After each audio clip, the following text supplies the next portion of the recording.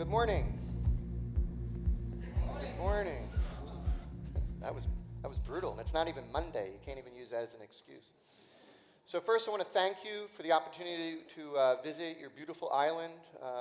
It's been fascinating so far. My co-presenter later today, he was giving me tips on where to go, so I'm going to take him up on some of his advice. And I also want to thank you for this opportunity to participate in your conference on a subject of great passion of mine, lean. I have to say that I've been extremely impressed by the people I've met. I delivered 2 workshops earlier, pre-conference workshops earlier this week, and everyone I met, I was very impressed by their experience and knowledge, and most importantly, their interest in the subject of lean. So I thank you again for this great opportunity. My presentation, as Lisa said, is titled Beyond Misery, Inspiring People to Improve Themselves, Their Processes, and Their Organizations. Beyond Misery. This sounds very uplifting, doesn't it? So I promise you that shortly into my presentation, I'll explain where that comes from. It's from a comic strip that I've came upon in the late 1980s. So I'll explain that. So when you think about what is it to be a lean enterprise, I mean, what is it really about? Who would like to throw out some ideas? People ask me, my neighbors at home ask me, what is this lean stuff? It sounds like a diet plan, you know. They don't know what I do. They just know I'm not home very often. So they're just like, what is it you do? So what is a lean enterprise, really? In your own words, anyone? It'll be a long day. What is a lean enterprise? Anyone? Come on.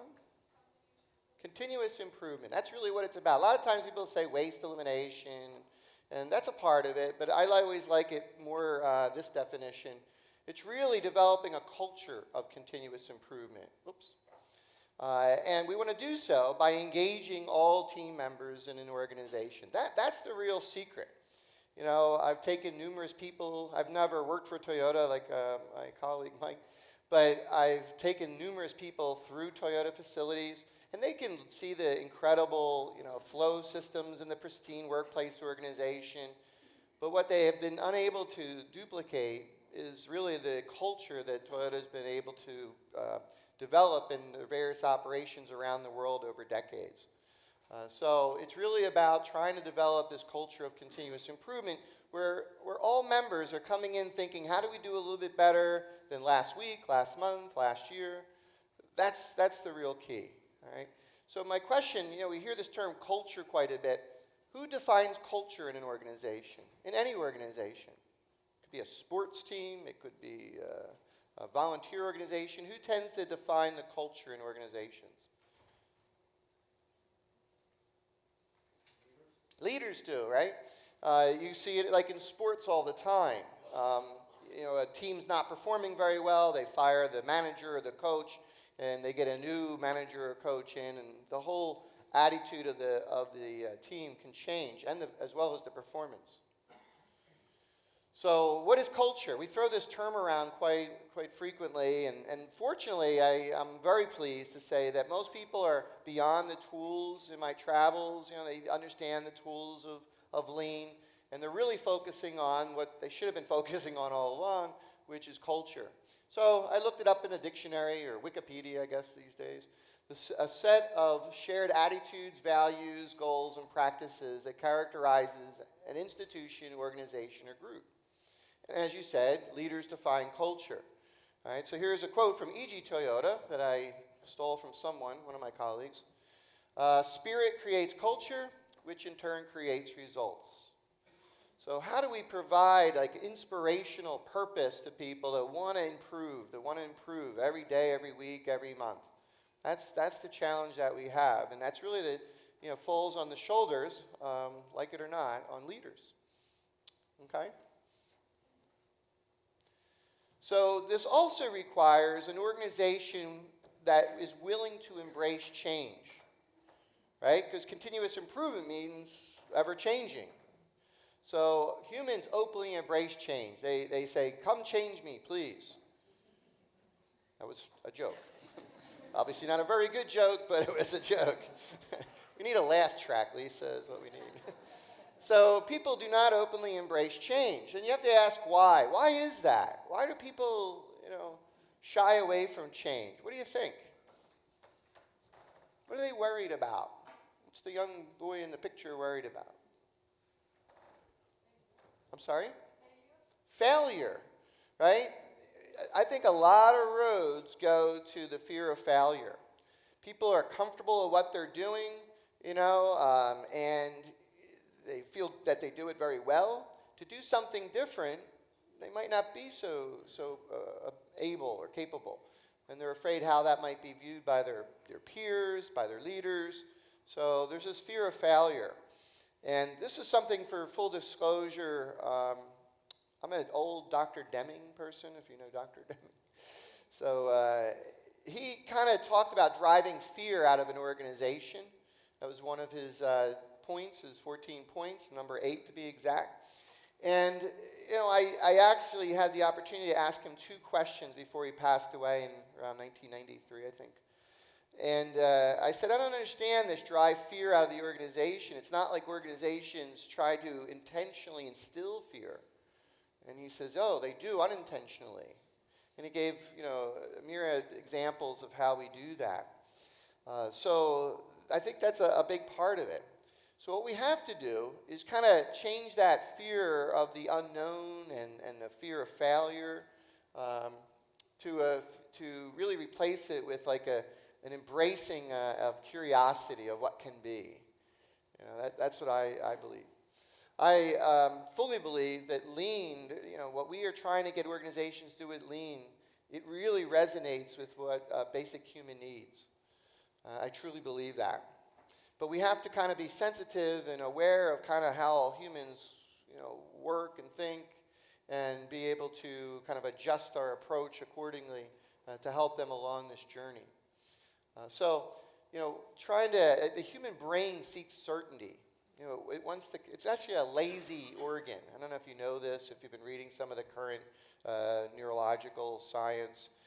Hasn't really changed how we know people learn and how they adapt to change. Now we just understand more how it works.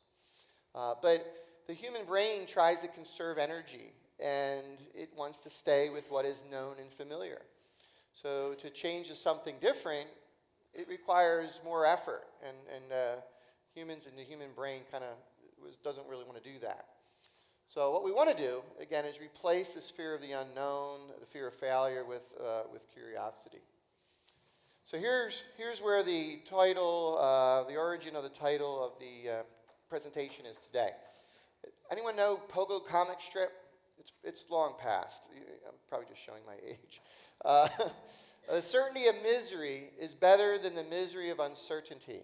I think I came upon this in like 1988 or so, somewhere around there. The certainty of misery is better than the misery of uncertainty. What does that mean? Think about that for a moment. The certainty of misery is better than the misery of uncertainty. So I love listening to people. I ask them, what is your problems? And people tell you their problems. They just unload on you.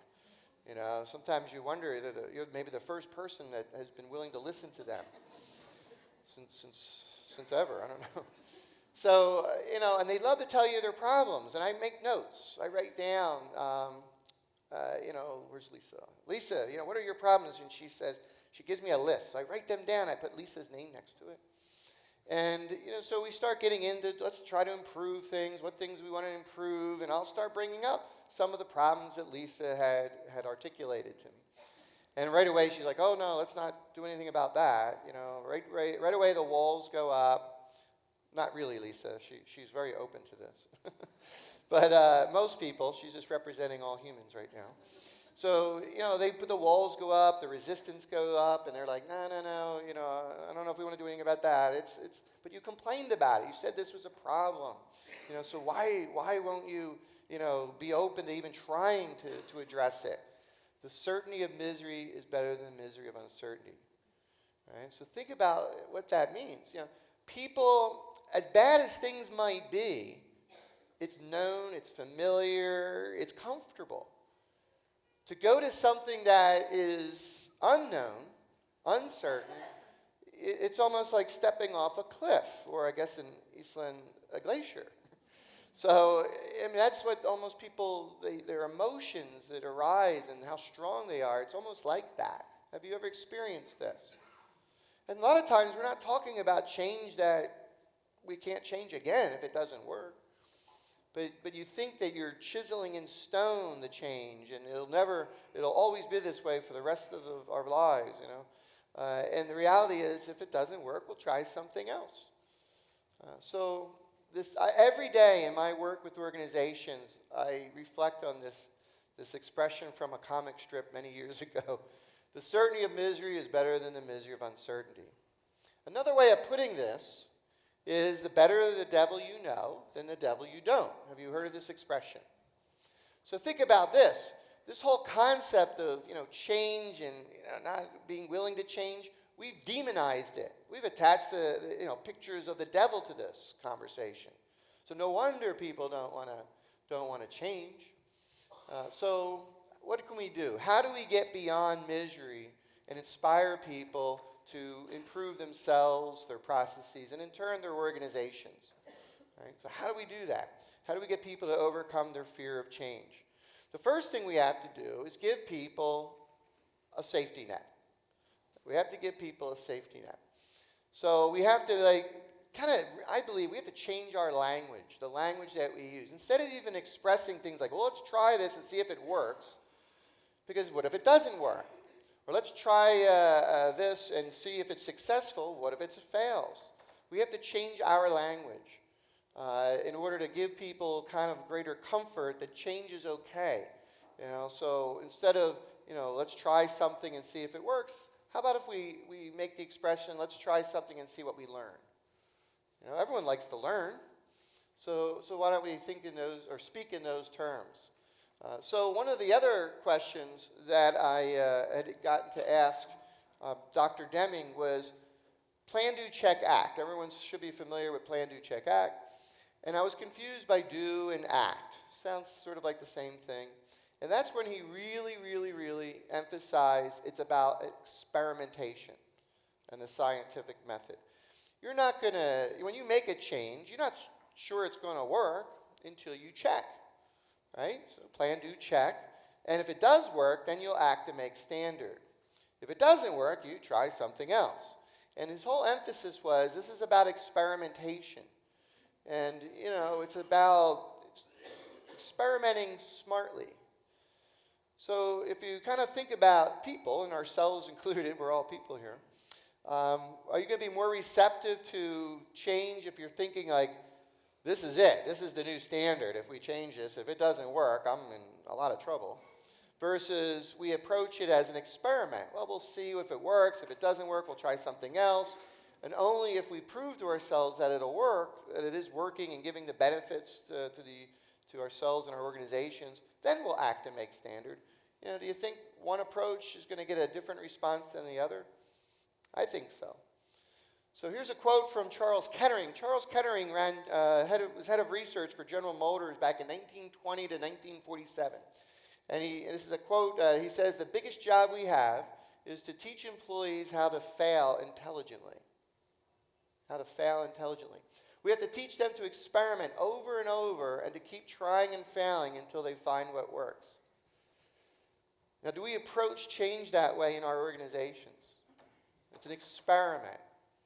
We expect to fail.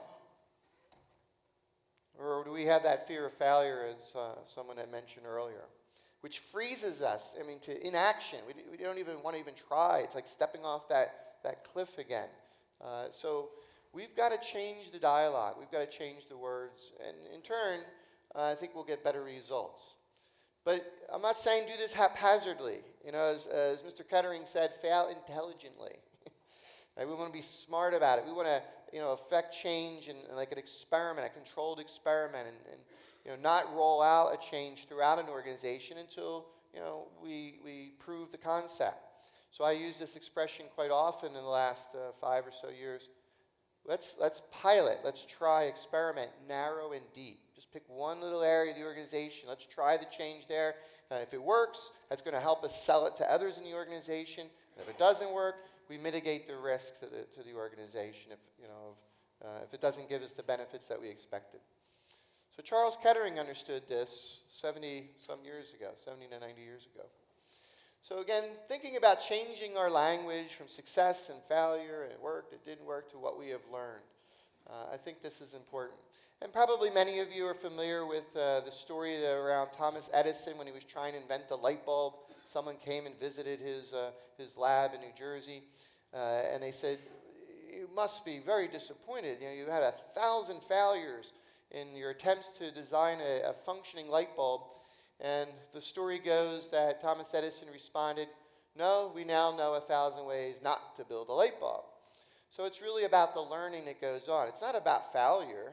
Failure would be if we weren't successful and we didn't learn from it. That would be a true failure. That would be tragic. But, you know, we can learn through failure. And Thomas Edison understood that as he was inventing a light bulb. What else can leaders do besides provide like a safe environment? They got to lead. They got to get out front and lead. When I was growing up in the General Electric Company in the 1980s in their corporate management program, I was introduced to these concepts. The term lean did not exist. We called them world-class enterprise concepts in the early 1980s. And we were expected to go and apply the concepts in any management role that we assumed. And we had a great support group. I had mentors at the local level, mentors at the corporate level, so we didn't get into too much trouble. We can always go for help. And one of the things that I would run into, I would come into a new division at GE, and I would meet with, say, the vice president and say, "Here's some of the things I'd like to do while I'm here." And they would say, go in some corner somewhere and go try some things. And if it grows, we'll do it. They didn't want to lead. They didn't want to get out front and lead. And in retrospect, I was foolish to think that they would. You know, because again, as we were saying, there's fear of the unknown, fear of the uncertain.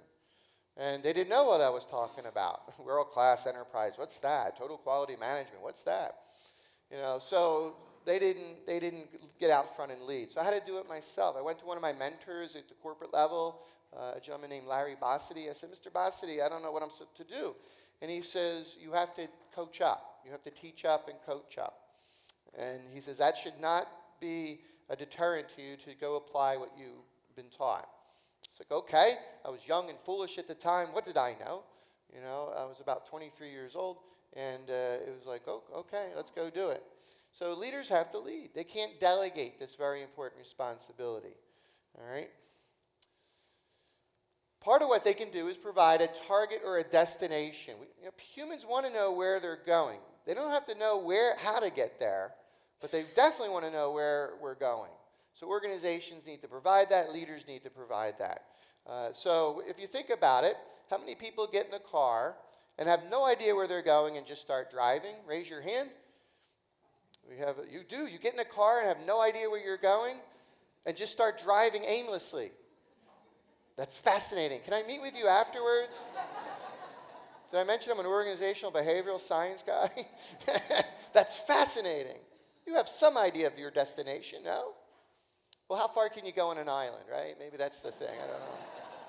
Most people have a destination, and you plug it into GPS, and does the GPS system always have a single path? It offers alternatives, right? And you choose which alternative. That's the way change should work in organizations. Leaders set the destination, unless you're of a different type, and then you let the folks figure out the path of getting there. And that's difficult for leaders because they want to dictate the path. And we're like, no, don't do that. You just set the destination, the target, where you want to go, and then get out of the way, and not totally, but help people and coach them along the path. If they run into any obstacles, maybe you help them figure out how to get around those. Much like a GPS system. But there are multiple paths to a destination. And this is something I learned at a young age. A gentleman sat me down. It wasn't even a mentor. Actually, I think he worked for me. And he said, "Drew, you're not very effective at what you do." In hindsight, that was a pretty brave thing for him to say. I think I was his boss. And I said, "What do you mean?" He says, just teach people your methodology, set the destination, teach them the methodologies, and then let them figure out what path to go. And he says, he called that value of self-discovery. And I said, this is interesting. I still remember the gentleman, Gil Zander, 1986, GE Reentry Systems. which I can't tell you what we made. I'd have to kill you if I did. But you can kind of glean it from the term. So I said, well, what do you mean? And he says, people will assign greater value to how they do it and the solution if it's theirs. And there's more than one way that will work. And the way that will work the best, or just will work, is the way that it's their idea and they commit to making work. So I my early education was in engineering, and there was always a right and a wrong answer, you know. And here this gentleman's telling me there is no single correct answer. There's more than one correct answer in the back of the book. And let people figure out the answer, and they will assign greater value to it and be more committed to making it work. Therefore, it will work. So I thought this makes sense, you know. So I started adapting my approach accordingly, you know. So there are multiple paths, and we have to let people kind of figure out their paths without going off the road, you know, going over that cliff. So what else can leaders do? They need to coach. And this is kind of interesting to me because most of the leaders I encounter don't really coach. And I was very fortunate. Again, I grew up in GE's corporate management program, and we had mentors. We had coaches everywhere I went to keep us out of trouble. I always used to joke. And, you know, what I learned is that coaching is not something that comes naturally for a lot of leaders. It's a skill that has to be developed. Do you agree with that? So if you think of some of the great coaches in various sports, you know, they probably learn from someone else. And therefore, coaching is no different for that. So we've got to help folks learn how to coach. Well, we talk about leaders as coaches, leaders as teachers. Well, what should they teach? You know, the best coaches are teachers. I don't know if you agree with that, but they teach. Some of the best coaches, most effective coaches with the best records in history and sports were excellent teachers. Not always the most dynamic leaders, but they were excellent teachers. So what do we need leaders to teach? Problem solving and process improvement. Some form of PDCA, Deming's Plan, Do, Check, Act. That's what we should be teaching over and over again as opportunities arise. And with enough repetition, that develops the requisite skills and belief that this works, that PDCA works. And that's something that, you know, I think can only come with repetition and practice.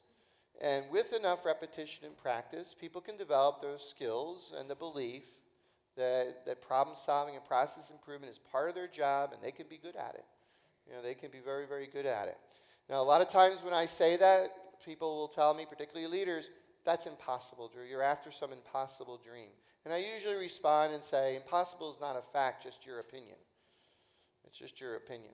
But I truly believe this because I believe what we are trying to get organizations to do with Lean, engaging people in continuous improvement, trying to solve problems and improve their processes, there is a basic human need for. And I'm not making this up. If you know Abraham Maslow and his study of the hierarchy of needs from 1943, one of the highest level needs is problem solving and achievement. It's right there in print. You could look it up. Google it. You can Google it. So, but they need help. We got to teach them problem solving methodologies. So organizations, often I get a phone call, and the phone call goes something like this. We've been doing Lean for 3 to 5 years. We can't seem to sustain. And I'll ask some basic questions, one of which is, so what is the standard improvement methodology that you've educated all of your team members and given them sufficient repetitions to apply? And there's usually silence on the end of the phone. They're like, what's that? I was like, well, what have you been doing? 5S. Oh, good for you. You know, we value stream mapping. It's like, but what is your standard methodology of improvement that you've taught all team members and given them sufficient opportunities to apply? We didn't get to that yet. Well, there you go. It might be part of the reason why you're not able to sustain. They haven't set that as their destination. They have not set their destination as a culture of continuous improvement where all people, all team members are engaged in helping us improve themselves, their processes, and their organizations. So I believe that humans want to learn. Do you agree with that? I don't make this stuff up. Someone much wiser than I, Aristotle, said this thousands of years ago. To be learning something new is the chief pleasure of mankind.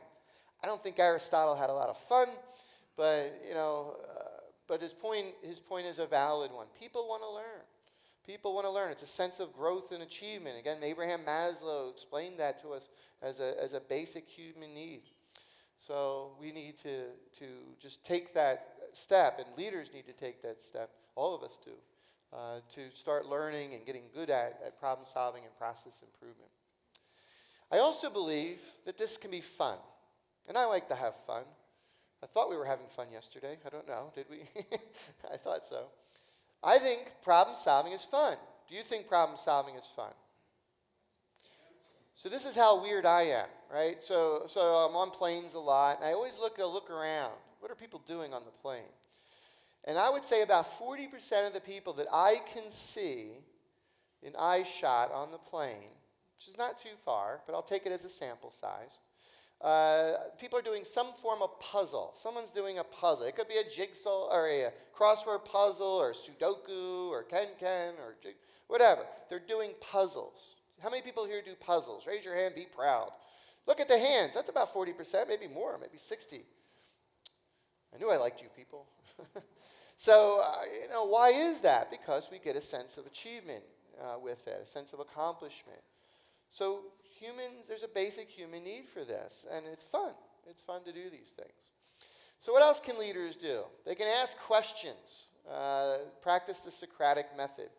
Now this was something of interest to me a few years ago. A colleague of mine, a good friend of mine, Mike Rother, wrote a book called Toyota Kata. Are you all familiar with that book? So he's an academic and researcher, so it's a big book. But the basic gist of it is, people need to practice the routine or kata of problem solving and process improvement repetitively to get good at it. That's kind of what we're trying to do. And they need help in doing that. So there's two kata, the improvement kata, which is basically directional PDCA, which Deming taught us many, many years ago. And then what was really neat is the coaching kata, the coaching routine, how to help people become good problem solvers. And it dawned on me as I was reading the book for the first time that, we've always encouraged leaders to ask questions, and we never told them what questions to ask. We never suggested what questions to ask. And we'd be like, go ask questions. We'll be there to coach you and kind of point some things out. And what was nice, what Mike Rother did for us is codify those questions to help really hone the mindset to create good problem solvers and process improvement people. So one of the key things for leaders, and this is very difficult to put in practice for all of us, is to ask questions, not provide answers. If I provide you with answers, all thinking stops. All learning stops, all thinking stops. So there was someone in my group yesterday, where is she? She's somewhere. She said, well, just tell me what to do. Raise your hand. Where are you? I saw you earlier. I know you're here. She's hiding. And what did I say? I said, I can't do that. I said, I can't tell you how to do it. You have to kind of figure out, because the reality is, I don't know how she needed to apply the concept that we were discussing at that time. I don't know the circumstances she's dealing with. I don't know her people or policies or her history or culture in that organization. I don't know any of that. Whatever I would say would be wrong. So, but I have great faith that she would be wise enough to figure out how to do it. And I made the comment that if I tell you how to do it, all thinking and learning stops. And that's not what we want. We want to create critical thinkers in organizations. That's what you need to be a good problem solver and process improvement person. So with enough repetitions, and this is another one of my pet peeves, I get that phone call again. We can't seem to sustain. And I'll say, well, tell me kind of what have you done so far? Have you done any problem solving your people and process improvement? Oh, yes, we have. And I'll say, well, what have you done? And they say, well, we have everyone in a Kaizen event. And I say, well, great, that's outstanding. I said, how many Kaizen events would each person have participated in after 2 or 3 years? Well, we're a very large organization, so, probably 1 or 2. Each person has participated in 1 or 2 Kaizen events over the 2 or 3 years. I was like, Really, 1 or 2. And you think that's sufficient to create skill, knowledge and skill of process improvement and problem solving, and create beliefs that this works, that they can do this. We know what it takes to create skill. It's been known for decades. Repetitions, 17 to 27, based on the nature of work. To think that 1, 2, 5 opportunities to be on project teams and doing A3s or Kaizens or some combination of those is sufficient to create the requisite skills, knowledge, and belief is naive. I mean, it's just a naive understanding of human nature. So only with sufficient repetitions will this work. And then, after sufficient repetitions, we can take the training wheels off and let people go. But there's a lot of coaching that is needed before that point. Okay? And, but I don't have the time, the leader says, or, some people aren't going to get it. And we have this expression from the lean community that dates back about 70-some years ago. If the student did not learn, the instructor did not teach. So if people aren't, quote unquote, getting it, the leader needs to reflect on their process and their approach and adjust accordingly. And you do have to adjust your approach accordingly. This is a social, a people system. You have to get one-on-one on an individual basis. I always thought that was the most fun part of my job when I was a manager at GE. For full disclosure, I haven't had a real job since 1990. But before that, I thought that was the most important part of my job, was to one-on-one development of another. That's what I was taught. So you got to get personal. You got to get to the individual level, which means you got to kind of adjust your approach accordingly, because I did not know this expression at the time, but I knew it in spirit. If the student did not learn, the instructor did not teach.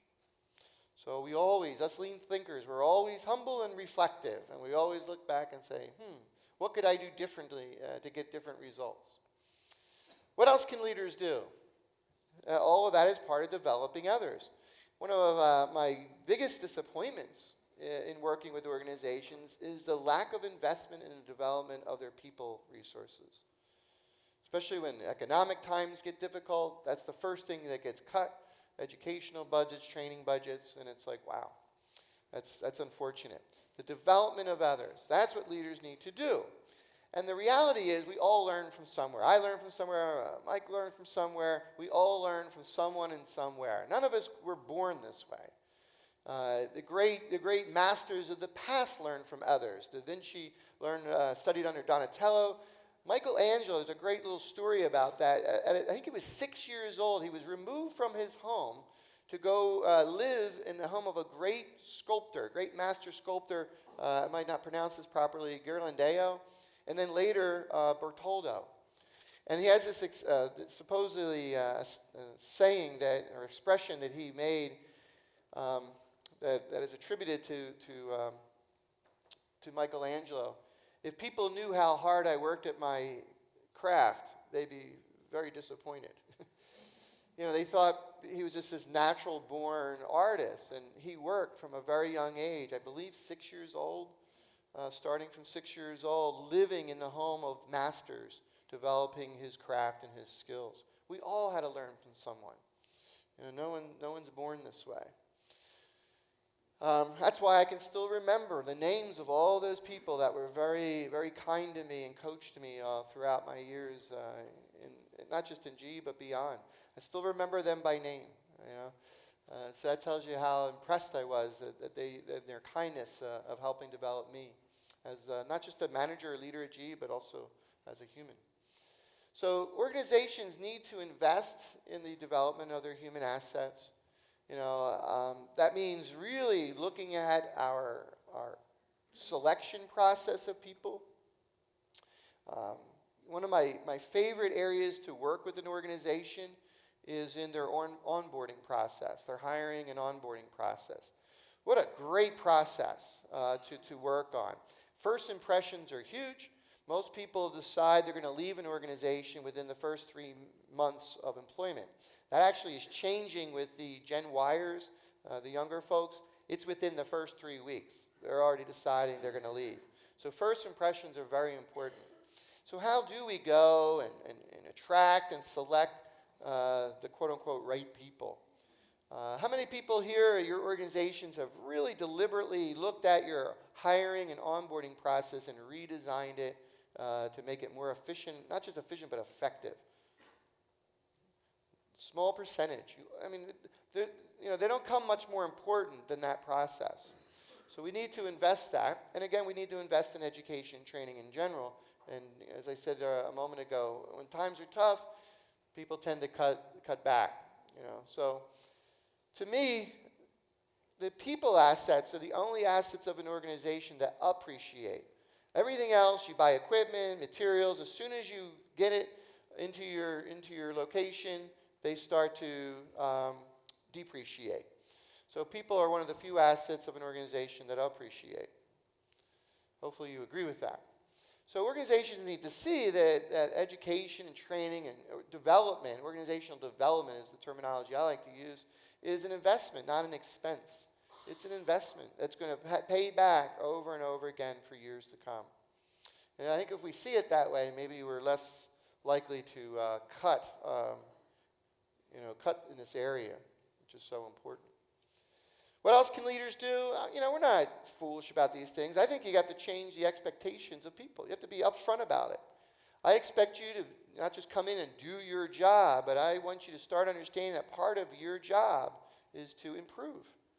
And I don't know if all organizations have made that very clear up front and included that in their performance evaluation systems and other people systems. I don't know if that has been clearly made in all organizations.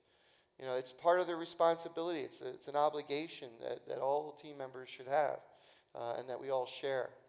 So I always encourage leaders to say, expect more than doing the job or running the business if they're a leader. I expect people in general, including leaders, to also make sure that they're improving the business. But if leaders are so busy just getting through the day, running the business, you start talking about, let's improve, the first thing they're going to say is, I don't have any time. So let's start there. And that'll be, I think, part of the subject of the afternoon presentation, right?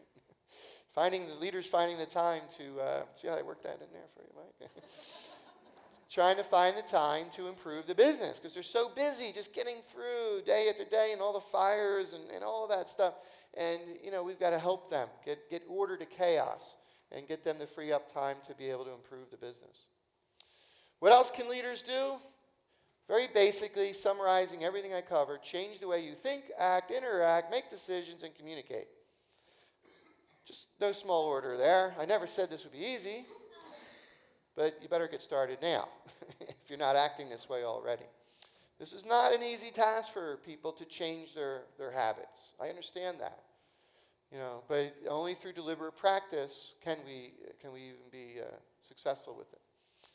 So the other thing I encourage you to do, and maybe the people that I've met so far here on the island, I think you guys understand this maybe better than other places I've been.